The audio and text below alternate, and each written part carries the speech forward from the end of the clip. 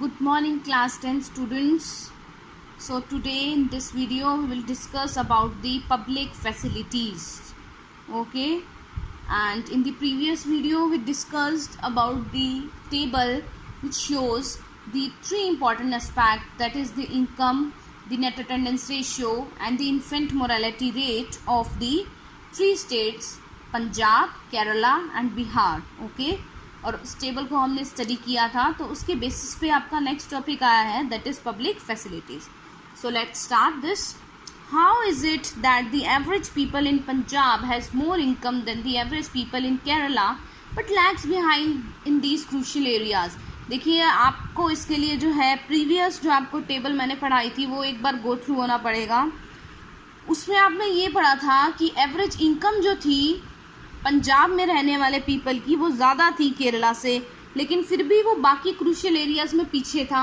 जैसे कि अगर हम बात करें इन्फेंट मोरालिटी रेट में और नेट अटेंडेंस रेशियो में, तो रीज़न क्या कह रहे हैं? The reason is money in your pocket can't buy all the goods and services that you may need to live well. वही आ गया कि सिर्फ मनी आपको वो सारी गुड्स और सर्विसेज नहीं दे सकती है जो आप हमें जीने के लिए, लिविंग के लिए नेसेसरी है. जैसे मैंने आपको बताया था ना कि मटेरियल थिंग्स के अलावा बहुत सारी नॉन मटेरियल थिंग्स भी होती हैं हमारी लाइफ में. So income by itself is not a completely adequate indicator of material goods and services that citizen are able to use. आ गया ना कि सिर्फ इनकम, एक खाली इनकम की अगर हम बात करें तो सिर्फ वो एडिक्वेट इंडिकेटर, सिर्फ वो काफ़ी नहीं है ये बताने के लिए कि हमारी कंट्री में जो है वो गुड्स और सर्विसेज का यूज़ कैसे कर रहे हैं. For example, normally your money can't buy you pollution-free environment or ensure that you get unadulterated medicines unless you can afford to shift to a community that already has all these things. देखिए क्या कर रखा है, money आपको एक pollution free environment नहीं दे सकती. Money ये नहीं कह सकती कि आप जो मेडिसिन यूज़ करो अनअडल्ट्रेटेड, मतलब वो नकली है या पुअर क्वालिटी की है. Money may not also be able to protect you from infectious diseases unless the whole of your community take preventive steps. Money आपको infectious disease से नहीं बचा सकती. हाँ, जब तक जिस कम्युनिटी में आप रहते हैं वो प्रिवेंटिव स्टेप्स नहीं लेगी तब तक आप उस इन्फेक्शियस डिसीज से नहीं बच सकते हैं. और ये ऐसी चीज़ें हैं जो हम मनी से अर्न नहीं कर सकते हैं. ये सारे जितने भी आपने पढ़े हैं इसमें. अब देखिए क्या कह रहा है. Actually, for many of the important things in life, the better way, also the cheapest way, is to provide these things and these goods and services collectively. देखिए अब इसमें क्या कह रखा है, सबसे इम्पॉर्टेंट थिंग लाइफ में क्या है कि आपको ये सारी चीज़ें जो हैं वो चीपेस्ट वे में और सबसे बेस्ट वे में मिल रही हों. Just think, will it be cheaper to have collective security for the whole locality or for each house to have their own security man? अब एक सिंपल सी बात करो, आपको पूरी लोकेलिटी में एक सिक्योरिटी गार्ड लगा लिया और आपने अपने घर पे सिक्योरिटी गार्ड लगा लिया, तो सबसे सस्ता चीप पर आपको कौन पड़ेगा? ओब्वियसली आप अपनी लोकेलिटी में अगर एक रख लेंगे तो कम आपको पैसे पे करने पड़ेंगे उसके. What if no one other than you in your village or locality is interested in studies? Would you be able to study? Not unless, देखो क्या कह रहे हैं, सपोज करो कि आप जिस विलेज या लोकेलिटी में रहते हैं वहाँ आपके अलावा कोई पढ़ना ही नहीं चाहता, तो क्या आप पढ़ पाएंगे? तो आंसर क्या है, देखिए, not unless your parents could afford to send you to some private school elsewhere. आप तब तक नहीं पढ़ पाएंगे जब तक आपके पेरेंट्स के पास इतना पैसा नहीं, इतनी मनी नहीं आ जाती कि वो आपको किसी प्राइवेट स्कूल में भेज सकें. So you are actually able to study because many other children also want to study, and because many people believe that government school should open schools and provide other facilities so that all children have the chance to study. तो अब इसमें देखो क्या कह रखा है, तो आप तभी पढ़ पाएंगे जब बाकी भी बच्चे पढ़ना चाहेंगे. और सोचिए, आपकी लोकेलिटी में रहने वाले जितने भी लोग हैं वो सब यही सोचेंगे कि यस, हमारे बच्चों को भी स्टडी प्रोवाइड करवानी है हमको, और इसके लिए गवर्नमेंट को जो है अपने स्कूल्स जो है वो ओपन करने चाहिए, तभी आप पढ़ सकते हो गवर्नमेंट स्कूल में. Even now in many areas childrens, particularly girls, are not able to achieve the secondary level schooling. Secondary देखिए आपका जनरली हम कह सकते हैं आफ्टर 10 या आफ्टर +2, वो नहीं, गर्ल्स जो है वो नहीं अचीव कर पाती हैं बिकॉज गवर्नमेंट और सोसाइटी, क्योंकि गवर्नमेंट जो है वो इतनी हमें फैसिलिटी प्रोवाइड नहीं करती है। एक ये भी रीज़न है इसका कि गवर्नमेंट ने फैसिलिटी प्रोवाइड नहीं की है, तो इसलिए जो है ऐसा पॉसिबल नहीं हो पाता है। Okay okay, now next is Kerala has a low infant mortality rate because it has adequate provision of basic health and education facilities.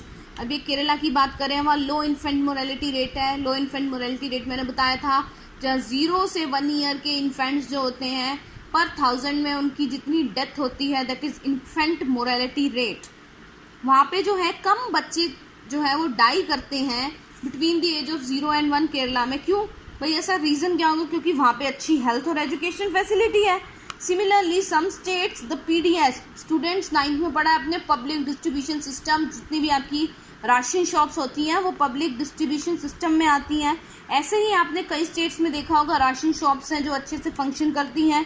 If some PDS shops, that is ration shops, doesn't function properly in such places, the people there are able to get the problems rectified। देखो क्या कह रखा है, अगर अच्छे से function करेंगी ration shops. देखो राशन शॉप्स का आप क्या कहोगे, मेन एम क्या होता है? वो पुअर पीपल जिनको खाना अफोर्ड जो नहीं कर सकते, उन्हें गवर्नमेंट कम रेट पे, सब्सिडाइज रेट्स पे वो प्रोवाइड करती है। अगर हर जगह ऐसा हो जाए तो आपकी हेल्थ और न्यूट्रिशनल स्टेटस जो है वो हमारी कंट्री का क्या हो जाएगा? बेटर। भाई देखो हेल्थ किस पे डिपेंड करती है? हम ज़्यादा बीमार क्यों होते हैं? क्योंकि हम एक बैलेंस डाइट नहीं लेते। अगर गवर्नमेंट हर पुअर पीपल को सब्सिडाइज रेट्स पे खाना प्रोवाइड कर देगी तो हमारी कंट्री हेल्दी हो जाएगी, डिसीज़ फ्री हो जाएगी, और हमारा जो न्यूट्रिशनल स्टेटस है वो क्या हो जाएगा? इंक्रीज़ हो जाएगा इससे हमारी कंट्री का। तो हमारी कंट्री स्टूडेंट अपने आप ही हेल्दी हो जाएगी। देखिए इसके बाद ओके इसमें जो है आपको एक टेबल गिवन है, see this table, you can see this table. सिर्फ हम इस टेबल को पढ़ेंगे। Educational achievement of rural population of Uttar Pradesh. One more thing, this is the very old data, बहुत पुराना डेटा है। नया डाटा जो है जब ये चैप्टर कंप्लीट हो जाएगा मैं आपको थोड़ा सा नए डाटा के अकॉर्डिंग बताऊंगी। ये बता रखा है कि कितनी एजुकेशनल अचीवमेंट की है यूपी, उत्तर प्रदेश के रूरल एरियाज़ में। Literacy rate for rural population, UP में रूरल पॉपुलेशन मेल्स 52% लिटरेट है, पढ़े लिखे हैं। फीमेल कितनी है? 19%। अब 10 से 14 ईयर्स के एज के कितने लिटरेट बच्चे हैं? Male 68%, female 39%। Percentage of rural children age 0 to 10 attending school, कितने परसेंटेज ऐसे स्टूडेंट्स हैं 10 से 14 साल के जो अटेंड कर रहे हैं स्कूल? मेल में 64% और फीमेल में 31%। तो आप डिफरेंस यहीं देख सकते हो कि मेल और फीमेल में कितना डिफरेंस है। तो इसका मतलब अभी भी काफ़ी सारे ऐसे पेरेंट्स हैं who do not prefer their girl child to send to schools। आप देख सकते हैं, इसके थ्रू हम ये कंक्लूजन निकाल सकते हैं। Okay, now we will come to our next page, that is your page number 13। Okay, all right, yes, this is your activity 3। One more thing, मैं आपको ये क्यों पढ़ा रही हूँ? क्योंकि ये आपके पेपर में क्वेश्चंस स्टूडेंट्स पूछे जा सकते हैं, इसके बेसिस पे भी क्वेश्चन पूछे जाते हैं। देखिए क्या कह रहा है, one way to find out if adult is undernourished is to calculate. हम अभी जो है एक्टिविटी 3 रीड करेंगे। Is to calculate what nutrition scientist called body mass index BMI, and this is easy to calculate. Simple है। देखिए अगर हमें ये निकालना है कि हमारी कंट्री के रहने वाले जितने भी अडल्ट्स हैं वो अंडर वेट हैं या वो कहीं अंडर नरिश्ड तो नहीं है, तो वो हम निकालते हैं किस मेथड के थ्रू? BMI। आपको याद रखना है, बॉडी मास इंडेक्स। अब इसको देखिए, निकालने का एक फॉर्मूला होता है, you have to learn this formula.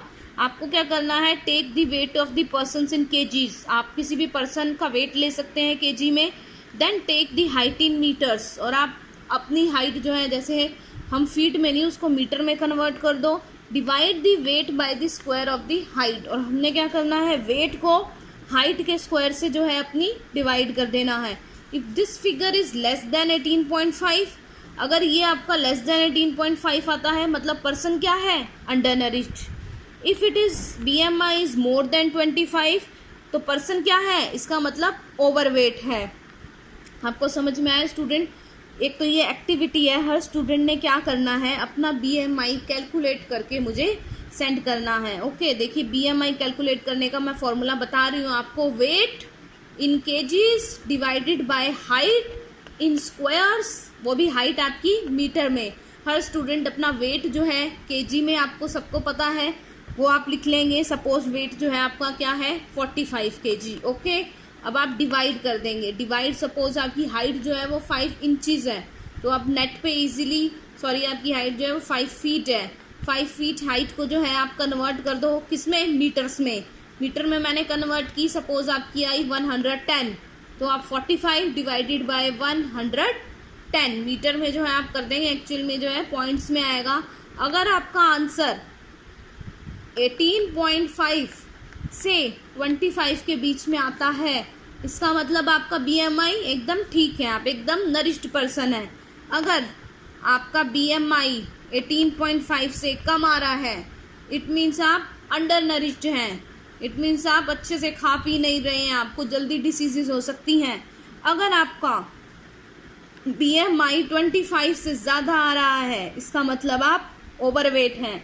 तो हर स्टूडेंट के लिए एक्टिविटी है कि वो मुझे अपना BMI कैलकुलेट करके सेंड करेंगे। Okay students, let us each student in the class find out the weight and height of the different adult persons of different economic background, such as construction worker, domestic servant, office worker, business person. Collect the data from all the students.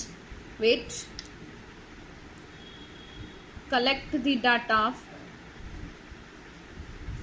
from all the students. Okay, and कुछ नहीं है इसमें, simple बता रखा है आपको। तो आपने क्या करना है, मैंने आपको होमवर्क बताया है, आप सबको अपना BMI कैलकुलेट करना है और उस BMI को कैलकुलेट करके मुझे जो है, जैसे ही आप वीडियो देखेंगे आपको फटाफट ही BMI कैलकुलेट करना है और मुझे सेंड करना है। तभी उसी स्टूडेंट की प्रेजेंट लगेगी जो मुझे अपना BMI जो है वो सेंड करेगा। Okay students, so this is all about what we have discuss today. आपको अच्छे से जो है इसकी आपको अंडरस्टैंड करना है कि मैंने आपको क्या करवाया। Okay students.